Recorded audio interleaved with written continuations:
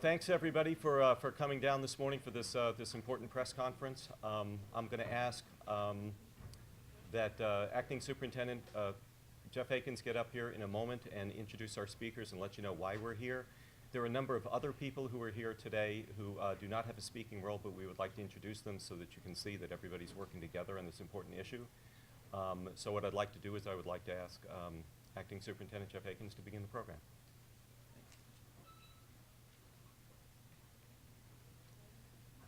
Thanks, Steve. Thank you all for being here today. I'm so proud to be part of a school district that's so supportive of students and families. We try to do that at the best of times and at the worst of times. Recently, we've seen both. I and the school board members have been attending so many graduations. Lately, it's been wonderful. It's great to attend those celebrations and to watch those youngsters with their whole life ahead of them. But this past Sunday, we also experienced the death of a teen who should have had his whole life ahead of him. I'm also proud to be part of a community that works together to address these issues and to keep our kids safe. Families can't do it alone. Schools can't do it alone.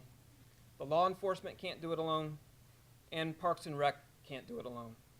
That's why we're all here today to talk about how we can all work together to keep our kids safe. So the last day of school is Friday. That's a day of celebration, and it's also a cause of concern for us right now. Sometimes kids get into some mischief over the summer, so we want to keep them busy doing some constructive things. We want them to keep learning and keep growing. The city and the county and the school district have all have programs and things the kids can do over the summer. So now is the time to sign up. We all are doing our part and to get the word out, and we would like your help in getting this word out. That's why we've asked you to come today to help us to kind of get the word out so that our students that are going out there for the summer can be aware and the parents can be aware of what those constructive things are that they can kind of put their time more constructively to do. Now I'd like to introduce some people who are here today that are supporting this effort. We will bring them up to speak briefly. First of all, I'd like to introduce the Honorable Susan Valdez, our board chair. The board vice chair, Honorable Doretha Edgecombe. The Honorable Sally Harris. The Honorable Melissa Snively. And the Honorable Cindy Stewart. Thank you all for being here today. Also with us today, we have the Tampa Mayor, Mayor Bob Buckhorn, and he'll be speaking in just a moment. We have the Tampa Police Chief, Eric Ward. Thank you for being here, Chief Ward. We have the Assistant Chief, Mary O'Connor, here with us today. Thank you. We have Hillsborough County Sheriff's Lieutenant Patty Vidal, who oversees the school resource deputies, here with us today. And we have Ernest Coney, the Director of the Corporation to Develop Communities of Tampa, who is working closely with the Violence Prevention Collaborative and the Safe and Sound Initiative that our county and Commissioner Beckner has had oversight over the past year or two. Now I'd like to introduce our first speaker. I'd like to have at this time Oliyinka Alege, who is the principal at Greco Middle School. He is a tremendous advocate for children. He and his staff did a tremendous job mobilizing this past Sunday to support the Greco Middle School students. Mr. Alege. Thank you. Good afternoon. You know, principals face challenges every day, and nothing can be greater than dealing with the death of a student or a faculty member. But the circumstances surrounding this tragedy with EJ made the situation even worse. And luckily, our district has a lot of support systems in place to provide resources to assist schools when there's tragedies.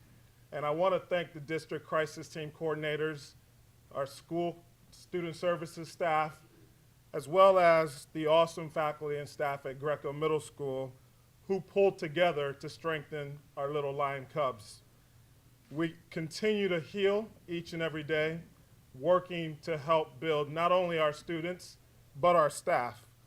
Tomorrow, we're going to have a memorial to remember EJ, and during each of the lunch periods, our students will gather to remember EJ. And you all are welcome to come to the 1 o'clock memorial out in front of the gymnasium, which was EJ's favorite location. My fellow principals and I, knowing that the school year is about to end, we're certainly concerned about the safety and welfare of students as they leave us for the summer. And we want them to be safe, we want them to remain healthy, and we want them to return back to school in August. And I'm excited, even after the tragedy this week, to hear about the collaborative efforts, the supports that the city, the county, and our school districts are putting together to support students and make sure they have a great summer. Thank you very much. Thank you, Mr. Alege. Now I'd like to introduce our board chair, Susan Valdez, who will tell you about some of the things that we're doing to get the word out. Ms. Valdez? Thank you, Superintendent Akins, and thank you all for being here today. I'm so proud to see that we're finally working together for behalf of our kids. And I just have one challenge for my city council colleagues and my county commission colleagues as well, is to remember that Parks and Recreation, Urban League, Police Athletic League are very, very important to our communities. And we've seen that in past times, because of budgets, those are some of the first things that get cut. Yet they're the first things that really help our community and our village, because it does take the village to raise all of our kids. And it's important that we reemphasize in our budgets the importance of adding those components and funding these programs appropriately on behalf of our students and our kids in our community. As Superintendent Akins talked about, we have been at many graduations. I personally have done 26, very proud of them, and seeing all the kids walk across the stage with hopes and dreams and their futures right ahead of them. And it's been very rewarding. But I wanted to share with you some of the things that we are doing within the district to help promote and advertise the importance of keeping our students involved in good things during the summer while they're not in school. And later today, every school district website will have the information about the multitude of availabilities of programs available throughout the city and the county, and of course, the school district. We're trying to make it as easy as for parents as we can, and to make it a one-stop shopping place where they'll have all of the information readily available to them. Our schools and our principals are getting the word out through parents and students. Some schools will have brief presentations later today, as well as parent links. You know, when you get those messages on your phone that says this is what we're doing, so look for those phone calls as well. And they're working very, very closely with our communications staff to ensure that we get this message out and we make sure that all of our kids have something productive to do.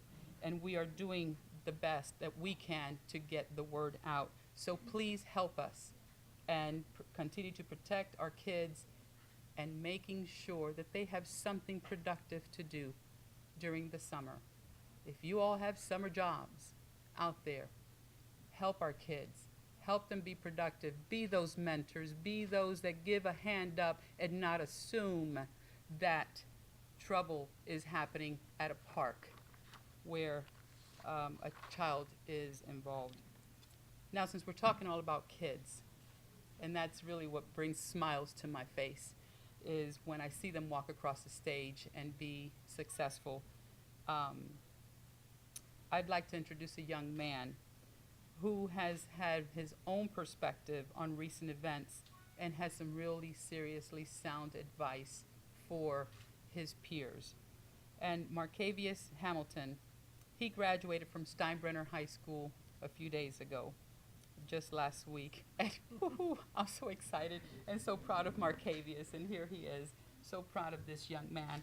Marcavius is here to share some thoughts with us about making those right choices and doing the right thing and the importance of being involved in the community.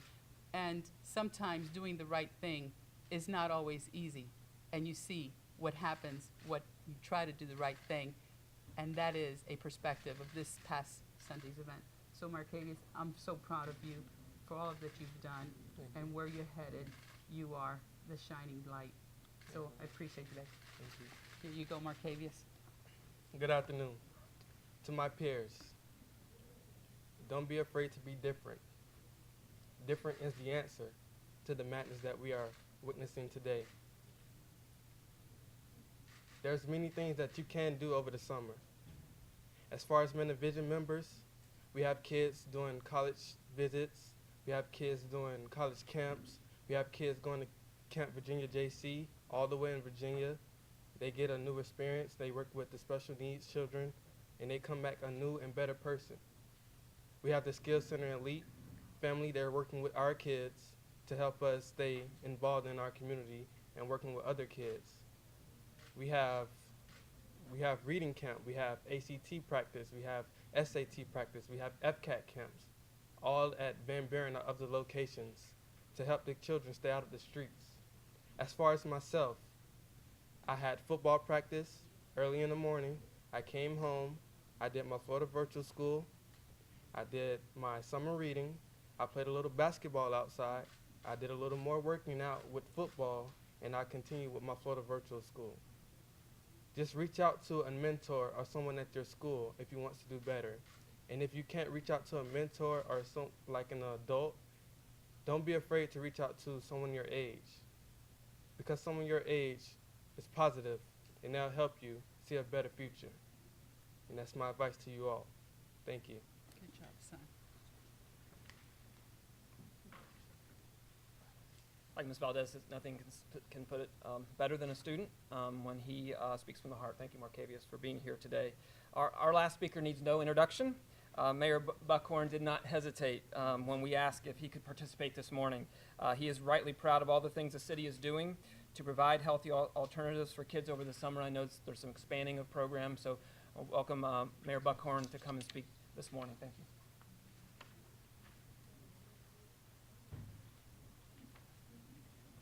Superintendent, first of all, let me say thank you for what you're doing into the school board. We are all in this together. It doesn't matter the jurisdictional lines. It doesn't matter which agency we represent. Ultimately, we are here on behalf of the children who perhaps don't have a voice of their own. You know, I was out there on Saturday at the spot where EJ was killed. And, you know, I was thinking about my 14-year-old daughter who just graduated from 8th grade. And I was thinking about her life just beginning and how she was able to turn that next chapter in her book. And yet there I was standing at the site of a 14-year-old who was cut down in cold blood by what may turn out to be another teenager. And I was reminded that that young man deserved the same opportunities in life that my two kids have.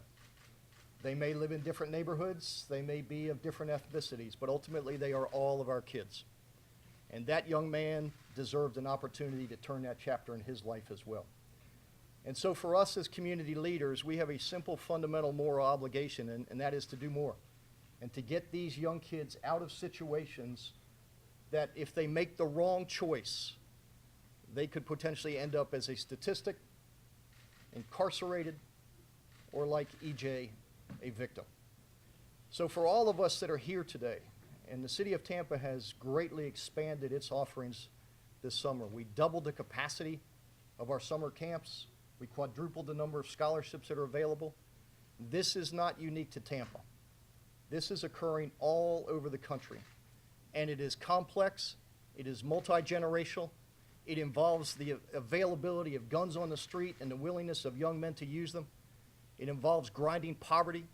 It involves a lack of opportunities, a sense of hopelessness, a desperateness on the part of a generation of young folks, and that needs to change. We need to put them in circumstances that they can succeed, where the lure of the streets is not as powerful as the lure of mentors and teachers and parents who can guide them along the way to make the right choices. It's not a police problem. It's a community challenge.